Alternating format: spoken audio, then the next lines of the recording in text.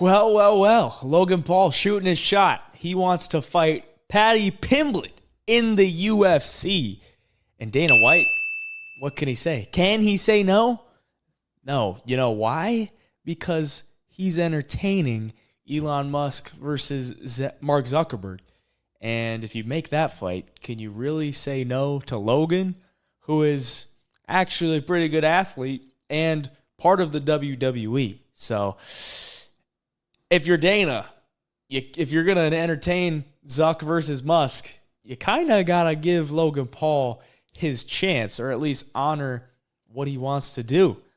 And maybe that just opens the door for more stuff in the future. But this is a slippery slope we're going down, because I like the idea of a Zuck versus Elon Musk fight. Personally, I think it'd be interesting to see what happens. But I don't want to see Logan Paul taking on a Paddy Pimblett. Like, I just don't want to see that, because that right there is a gimmick fight. And I know I've said in the past, Musk versus Zuckerberg is a gimmick fight, and it is. But this one is an even more gimmick fight, and it is the type of gimmick fight that Dana White has said he doesn't want to do.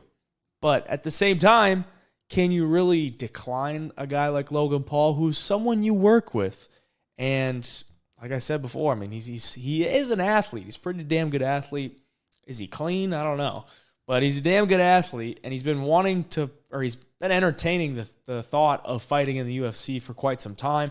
Obviously, they signed the Prime sponsorship with the UFC, and before he announced that, he kind of made it seem like he was going to fight in the UFC, because he gives that like little pre-announcement video of like, here's the announcement tomorrow, wait for it. And people are like, is he going to fight in the UFC? No, it's a Prime sponsorship.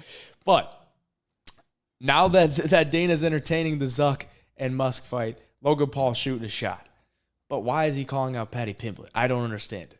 I mean, the hype on Paddy Pimblett kind of died down after he kind of robbed Jared Gordon, or at least he won against Jared Gordon. And people are like, okay, this guy's not that good. And he's also a 155er. He's a 155er. Logan Paul, he's got to be a solid 200.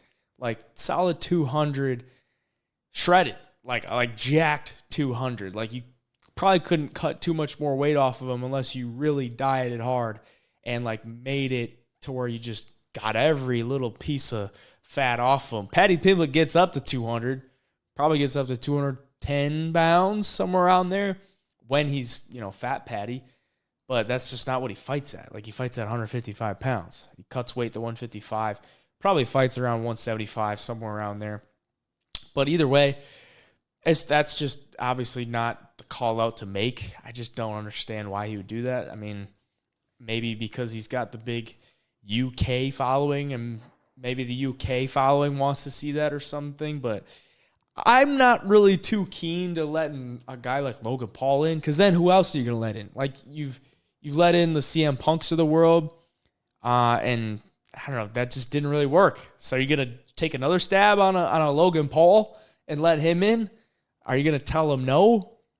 Could you use him to possibly get some more draw?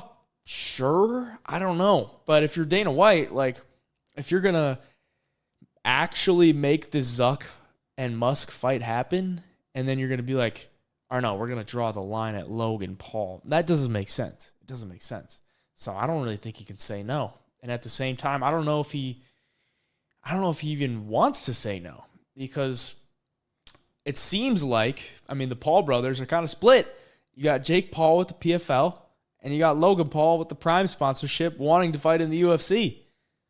So if Logan Paul wants to fight in MMA, are you going to let him go over to PFL possibly and team up with his brother, or are you going to keep him with the UFC and the Prime sponsorship?